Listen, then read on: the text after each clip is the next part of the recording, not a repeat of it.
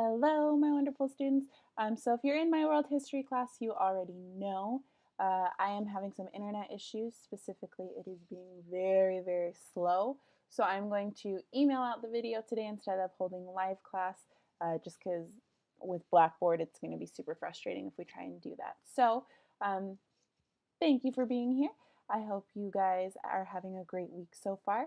Today, we are looking at the brain and what it has to do with psychology and consciousness, perception, and sensation. All right, here we go. Alrighty, so again, welcome. Today, we're going to talk about the brain and what it has to do with psychology and sensation, perception, and consciousness. So, we're going to start with getting to know your brain and what that has to do with psychology. In the early 1800s, German physician Franz Joseph Gall spent a lot of time running his fingers over the scalps of strangers. He wasn't a hairdresser, he wasn't a masseuse, he wasn't just a big fan of heads. He was a phrenologist. He was the first phrenologist. Gall believed that a person's personality was linked to their skull morphology, that its bumps and ridges indicated aspects of their character. Amazingly, this science actually caught on, was widely practiced for decades, and Gall became something of a celebrity. Well, with a head like his, one can see how he might have been a little bit fixated with skull shape. Eventually, phrenology was dismissed as occult pseudoscience, because it turns out that your cranial contours tell us exactly nothing about what's happening inside the brain. And yet, Gall was actually onto something big, something that we knew nothing about. Remember, at this point, we were just starting to get consensus that the brain was the source of self, and not like the soul or the heart or whatever. His lasting and correct proposition was that different parts of the brain control specific aspects of our behavior. Like we talked about last time, there is a strong link between biological activity and psychological events. But in addition to the interplay of chemicals like neurotransmitters and hormones, a lot of this also has to do with the fact that localized parts of the brain have specific functions, like vision, movement, memory, speech, even facial recognition. Function, in other words, is localized. If you could stimulate different parts of my brain any way you wanted to, and if you asked me nicely, I just might let you could control my movements, my memories, even my personality. Poke my brain over here and my arm would twitch. Poke it here and I'd remember my first kiss. Do it up here and suddenly I'd be filled with a tremendous Hulk-like rage. This is about the link between the brain, that physical hunk of gunk between the ears, and the mind. The thing that is us, our consciousness, our behavior, our decisions, our memories, ourselves. Some neuroscientists like to say that the mind is what the brain does. So one of the driving questions of psychology, and the human experiment, is how do our brain's functions tie to the behavior of the mind? And you can't even ask the right questions, let alone get at some of the answers, until you get to know the brain.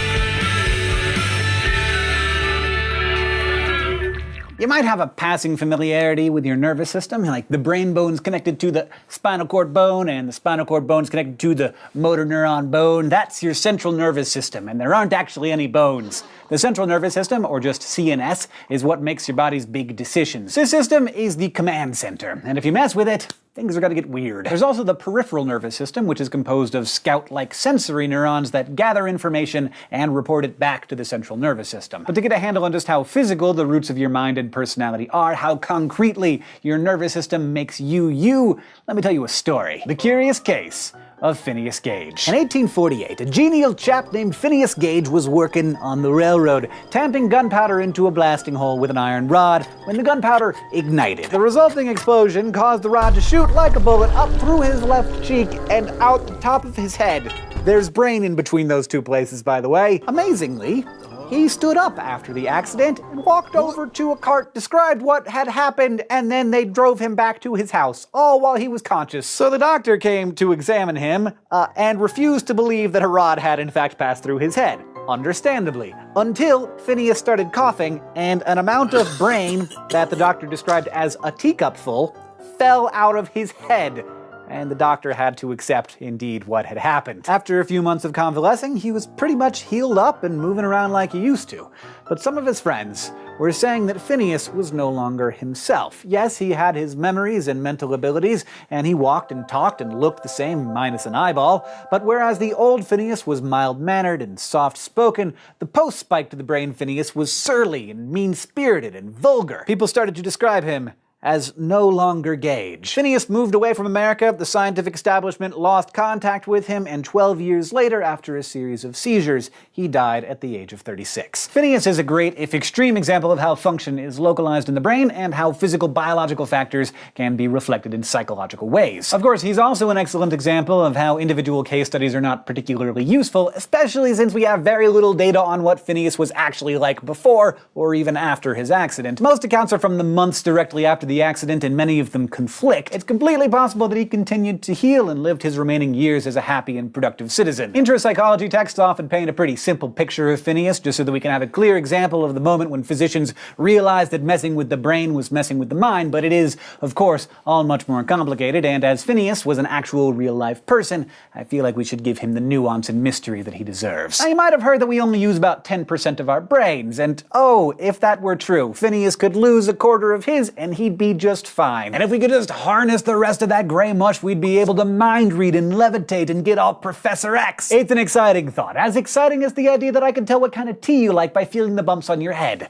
It is also exactly as wrong. After watching an hour or so of reality TV, you'd be forgiven for thinking that some people are only working at 10% brain capacity, but in actual reality, brain scans show that nearly every region of the brain lights up during even simple tasks, like walking and talking. Not only that, but the brain itself requires 20% of all the body's energy, and it would make little evolutionary sense to throw much energy away at something that's only minimally active. As animals, our capabilities have developed in part from our brain structures. We're actually able to trace our evolutionary history as we come to understand these structures. Less complex animals have simpler brains designed for basic functioning and survival, rest, breathe, eat, whereas more complex animals, like many mammals, possess brains that feel, remember, reason, and predict. These animals don't have all new systems. They have new brain systems built upon old brain systems. The brain is kind of like a set of Russian nesting dolls. The outermost wooden doll is the newest, most detailed, and most complex, but as you go deeper, the dolls become older and smaller and simpler and more generic.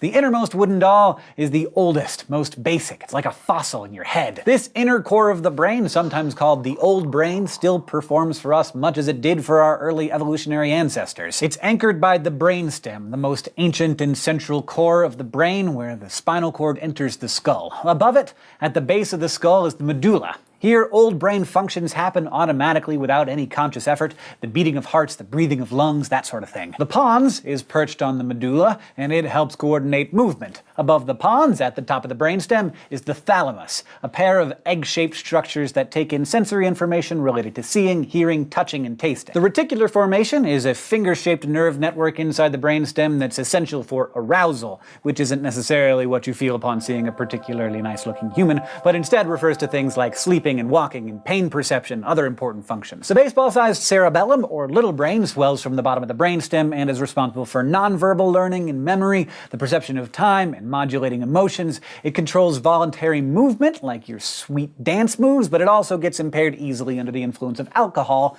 hence the term tipsy. So the old brain systems keep our body's basic functions running smoothly, the sort of stuff any animal might need. This is pretty much where the brain stops for reptiles. For higher functions, we look to the limbic system. This includes the amygdala, hypothalamus, and hippocampus, sort of a border region of the brain separating the old brain and the newer, higher cerebral areas. The amygdala consists of two lima bean-sized clusters of neurons and is responsible for memory consolidation as well as both our greatest fear and hottest aggression. Stimulate one area of the amygdala and a docile family dog suddenly morphs into a bloodthirsty Cujo. Shift that electrode over just a tiny bit and that dog will be cowering at butterfly shadow puppets. The hypothalamus keeps your whole body steady, regulating body temperature, circadian rhythms, and hunger. Also helps govern the endocrine system, especially the pituitary gland. You should also thank your hypothalamus for allowing you to feel pleasure and reward. Rats implanted with electrodes in the reward center of their hypothalamuses, and given ways to self-stimulate those areas, will essentially reward themselves until they collapse or die. So use with caution. The final part of the limbic system is the hippocampus, central to learning and memory, and if it's damaged, a person may lose their ability to retain new facts and memories. Now, above all of this is the most advanced stuff, the stuff that you think of when you think of the brain, the gray matter. The two hemispheres of your cerebrum make up about 85% of your brain weight and oversee your ability to think, speak, and perceive. The left and right hemispheres govern and regulate differing functions, giving us a split brain connected by a structure called the corpus callosum. awesome. So for instance, language production is controlled largely by the left hemisphere, while certain creative functions are controlled by the right. Though this has nothing to do with handedness or people having dominant sides of their brain being more analytical or creative or whatever. That's part of what we call pop psychology, a behavioral disorder in which journalists and armchair psychologists use research showing beautiful, detailed, intimately connected complexities of your brain to sell newspapers or reinforce previously held beliefs. Yes, some tasks are distributed to one side, but the sides are deeply and constantly connected. A statement as general as artistic people use their right brains is as useless as saying artistic people have particularly bumpy heads. Finally, covering the left and right hemispheres, we have the cerebral cortex, a thin layer of over 20 billion interconnected neurons. But let's not forget the unsung heroes of your nervous system, the billions of non-neuron glial cells, which provide a spiderweb of support that surround, insulate, and nourish these cerebral neurons. You've probably seen enough brain diagrams to know that the cerebral cortex's left and right sides are subdivided into 4 lobes: the frontal, parietal, occipital, and temporal, all separated by especially prominent folds or fissures. Each lobe does indeed have its own set of duties that would have made Franz Gall proud. The frontal lobes, just behind your forehead, are involved in speaking, planning, judging, abstract thinking, and, as the tale of Phineas Gage reminds us, aspects of personality. The parietal lobes receive and process your sense of touch and body position. At the back of your head, the occipital lobes receive information related to sight. And the temporal lobes, just above your ears, process sound, including speech comprehension. Remember that each hemisphere controls the opposite side of the body, so my left temporal lobe processes sounds heard through my right ear. And within these lobes, there are still more regions that have specialized functions. Your motor cortex at the rear of your frontal lobes, for example, controls voluntary movements and sends messages from the brain out to the body like pet that dog or pick up that mug, while your sensory cortex right behind it processes incoming sensations like ooh, that doggy is soft, or god, that mug is hot. The rest of your gray matter is made up of association areas that are related to higher mental functions like remembering, thinking, learning, and speaking. But the thing about association areas is that, unlike your sensory or motor cortex, you couldn't just poke one and create a neat response. Association areas are more subtle. They deal with things like interpreting and integrating sensory input and linking it up with memories. And they prevail throughout all 4 lobes, so brain damage to different areas will cause very different results. A lesion on a specific part of the temporal lobe may destroy a person's ability to recognize faces. Traumatic memories or overactive hormones can profoundly affect our behavior and emotions, all of which remind us how fundamentally biology and psychology are intertwined. And there are Welcome back. So, what are sensation, perception, and consciousness? And why are we studying it this week? Okay, so sensation is talking about literally your process of sensing. Okay, so touch, taste, sight, sound, smell. What is the process of sensing your environment? Once you sense something, this information is sent to the brain in a raw form, and then this is where perception comes into play. Okay, so our perception is the way we interpret these sensations and therefore make sense of everything around us. So we're going to start with a selective attention test. Okay, so go ahead and watch this, and then we're going to talk about perception. But first, selective attention. This is a test of selective attention. Count how many times the players wearing white pass the basketball.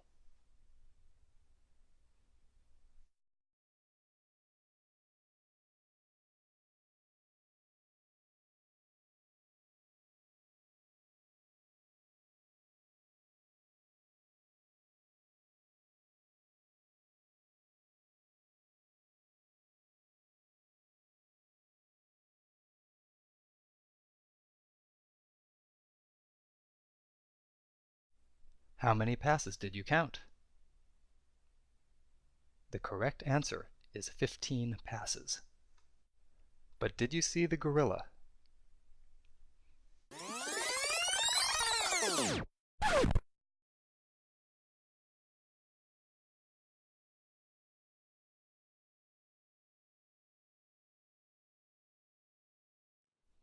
How'd you guys do? Some of you might have done this before, some of you might have caught it. But yeah, the first time I did this, I was shocked when the monkey walked through. That totally caught me off guard.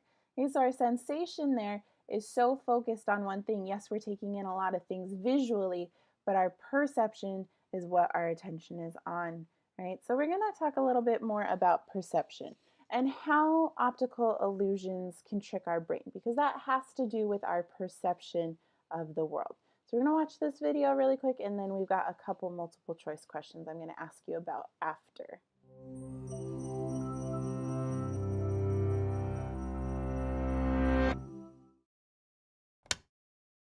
Check this out. Here's a grid. Nothing special, just a basic grid, very gritty. But look closer, into this white spot at the center, where the two central vertical and horizontal lines intersect.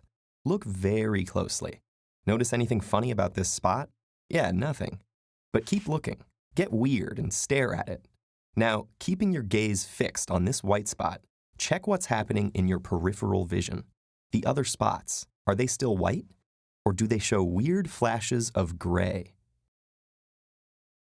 Now look at this pan for baking muffins. Oh, sorry, one of the cups is inverted. It pops up instead of dipping down. Wait, no, spin the pan. The other 5 are domed now? Whichever it is, this pan's defective. Here's a photo of Abraham Lincoln, and here's one upside down. Nothing weird going on here. Wait, turn that upside down one right side up. What have they done to Abe? Those are just 3 optical illusions, images that seem to trick us. How do they work? Are magical things happening in the images themselves? While we could certainly be sneaking flashes of gray into the peripheral white spots of our animated grid, first off, we promise we aren't. You'll see the same effect with a grid printed on a plain old piece of paper. In reality, this grid really is just a grid, but not to your brain's visual system. Here's how it interprets the light information you call this grid. The white intersections are surrounded by relatively more white on all 4 sides than any white point along a line segment. Your retinal ganglion cells notice that there is more white around the intersections because they are organized to increase contrast with lateral inhibition. Better contrast means it's easier to see the edge of something. And things are what your eyes and brain have evolved to see. Your retinal ganglion cells don't respond as much at the crossings because there is more lateral inhibition from more white spots nearby, compared to the lines which are surrounded by black. This isn't just a defect in your eyes. If you can see, then optical illusions can trick you with your glasses on or with this paper or computer screen right up in your face. What optical illusions show us is the way your photoreceptors and brain assemble visual information into the 3-dimensional world you see around you, where edges should get extra attention, because things with edges can help you or kill you. Look at that muffin pan again. You know what causes confusion here? Your brain's visual cortex operates on assumptions about the lighting of this image. It expects light to come from a single source, shining down from above. And so these shading patterns could only have been caused by light shining down on the sloping sides of a dome or the bottom of a hole. If we carefully recreate these clues by drawing shading patterns even on a flat piece of paper, our brain reflexively creates the 3D concave or convex shape. Now for that creepy Lincoln upside-down face. Faces trigger activity in areas of the brain that have specifically evolved to help us recognize faces, like the fusiform face area, and others in the occipital and temporal lobes. It makes sense, too. We're very social animals with highly complex ways of interacting with each other. When we see faces, we have to recognize they are faces and figure out what they're expressing very quickly. And what we focus on most are the eyes and mouth. That's how we figure out if someone is mad at us or wants to be our friend. In the upside-down Lincoln face, the eyes and mouth were actually right side up, so you didn't notice anything was off. But when we flip the whole image over, the most important parts of the face, the eyes and mouth, were now upside down, and you realized something fishy was up. You realized your brain had taken a shortcut and missed something. But your brain wasn't really being lazy. It's just very busy, so it spends cognitive energy as efficiently as possible, using assumptions about visual information to create a tailored, edited vision of the world. Imagine your brain calling out these edits on the fly. Okay, those squares could be objects. Let's enhance that black-white contrast on the sides with lateral inhibition. Darken those corners. Dark gray fading into light gray. Assume overhead sunlight falling on a sloping curve. Next. Those eyes look like most eyes I've seen before. Nothing weird going on here. See, our visual tricks have revealed your brain's job as a busy director of 3D animation in a studio inside your skull, allocating cognitive energy and constructing a world on the fly, with tried and mostly, but not always true, tricks of its own.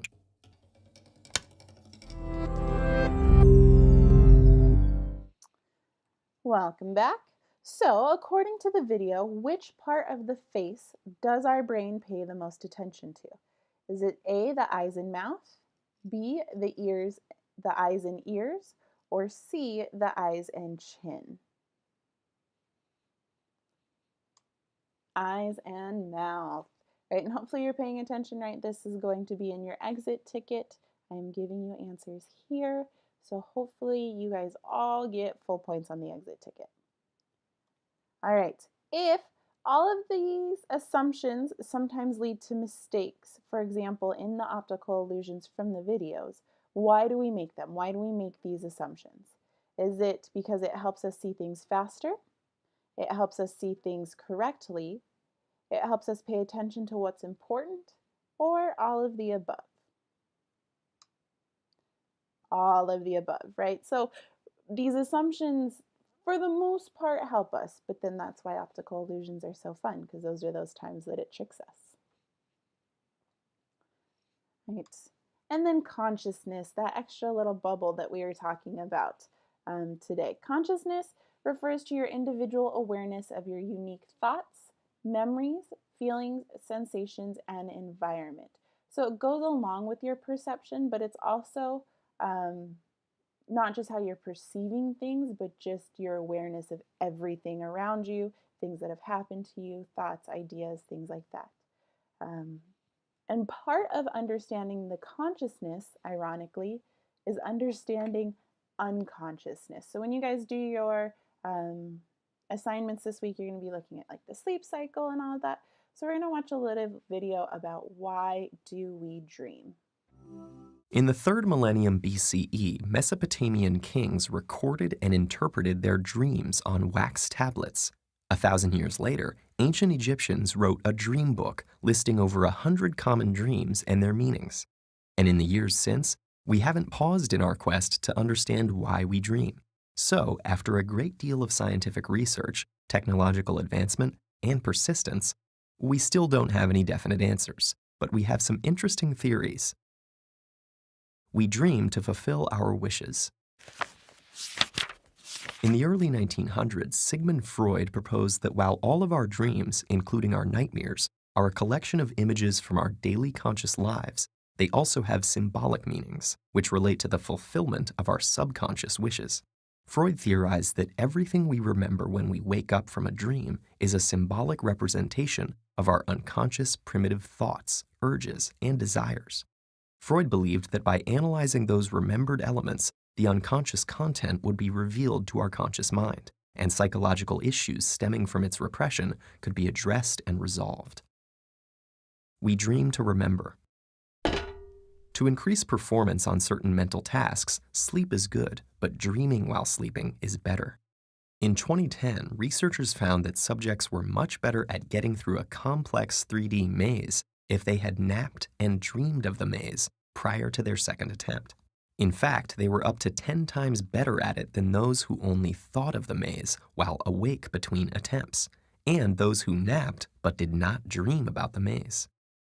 Researchers theorize that certain memory processes can happen only when we are asleep, and our dreams are a signal that these processes are taking place. We dream to forget. There are about 10,000 trillion neural connections within the architecture of your brain. They are created by everything you think and everything you do. A 1983 neurobiological theory of dreaming called reverse learning holds that while sleeping, and mainly during REM sleep cycles, your neocortex reviews these neural connections and dumps the unnecessary ones. Without this unlearning process, which results in your dreams, your brain could be overrun by useless connections, and parasitic thoughts could disrupt the necessary thinking you need to do while you're awake. We dream to keep our brains working. The continual activation theory proposes that your dreams result from your brain's need to constantly consolidate and create long-term memories in order to function properly. So when external input falls below a certain level, like when you're asleep, your brain automatically triggers the generation of data from its memory storages, which appear to you in the form of the thoughts and feelings you experience in your dreams. In other words, your dreams might be a random screensaver your brain turns on so it doesn't completely shut down. We dream to rehearse. Dreams involving dangerous and threatening situations are very common, and the primitive instinct rehearsal theory holds that the content of a dream is significant to its purpose. Whether it's an anxiety-filled night of being chased through the woods by a bear or fighting off a ninja in a dark alley, these dreams allow you to practice your fight or flight instincts and keep them sharp and dependable in case you'll need them in real life. But it doesn't always have to be unpleasant. For instance, dreams about your attractive neighbor could actually give your reproductive instinct some practice too. We dream to heal. Stress neurotransmitters in the brain are much less active during the REM stage of sleep, even during dreams of traumatic experiences, leading some researchers to theorize that one purpose of dreaming is to take the edge off painful experiences to allow for psychological healing. Reviewing traumatic events in your dreams with less mental stress may grant you a clearer perspective and an enhanced ability to process them in psychologically healthy ways. People with certain mood disorders and PTSD often have difficulty sleeping, leading some scientists to believe that lack of dreaming may be a contributing factor to their illnesses. We dream to solve problems. Unconstrained by reality and the rules of conventional logic, in your dreams, your mind can create limitless scenarios to help you grasp problems and formulate solutions that you may not consider while awake. John Steinbeck called it the committee of sleep, and research has demonstrated the effectiveness of dreaming on problem solving. It's also how renowned chemist August Kekule discovered the structure of the benzene molecule, and it's the reason that sometimes the best solution for a problem is to sleep on it. And those are just a few of the more prominent theories. As technology increases our capability for understanding the brain, it's possible that one day we will discover the definitive reason for them. But until that time arrives, we'll just have to keep on dreaming. And of course, what fun is a video without some questions to make sure you actually watched it? So according to the video, the continuation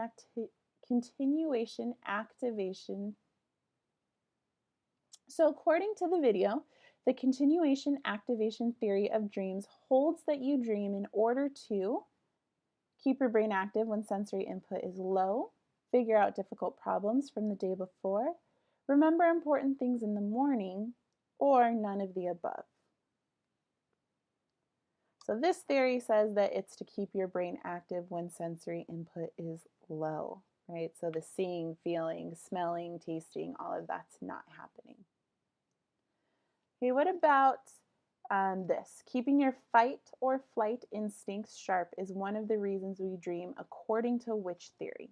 Is that the continual activation theory, primitive instinct rehearsal theory, reverse learning theory, or the committee of sleep theory? Primitive instinct rehearsal theory.